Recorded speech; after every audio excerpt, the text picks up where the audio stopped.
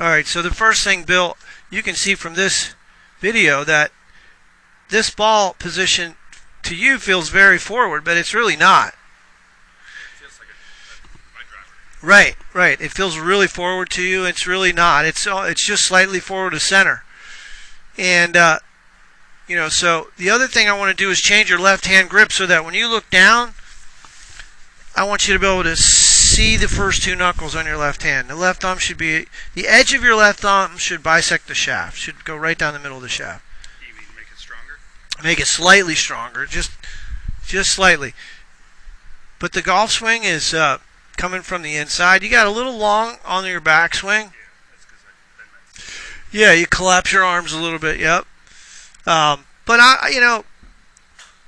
you seem to have pretty good control. Now, in terms of your swing, at impact, your arms are separated.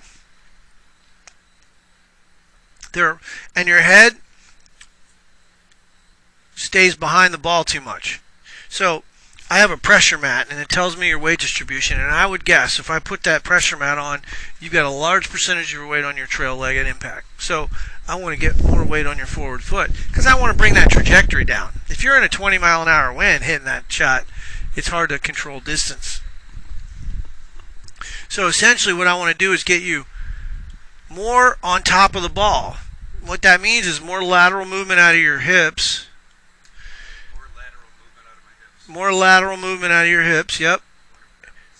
Lateral movement means shifting forward.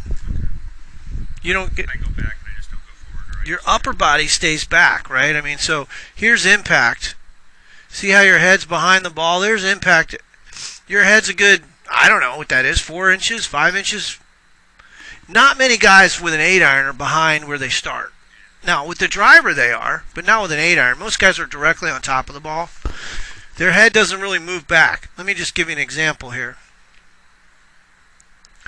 And I don't think this is very hard for you to fix. Okay, so just as an example, this guy, obviously he's half your age, so he's going to be more flexible. But his head's not going to back up. It does a little, but he's basically, now, he's on, I would call that more on top of the ball. Why? Because his hips have shifted toward the target, and his upper body is staying on over the ball.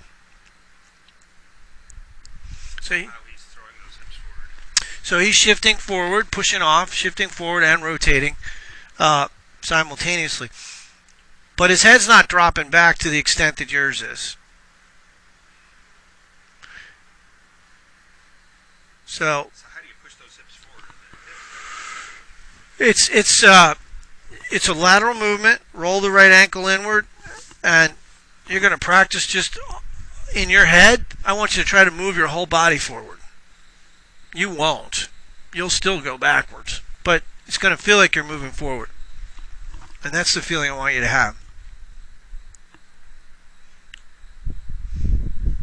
Essentially, what causes your head to back up is tilt. Too much side bend in your upper body. You should have more of a level rotation.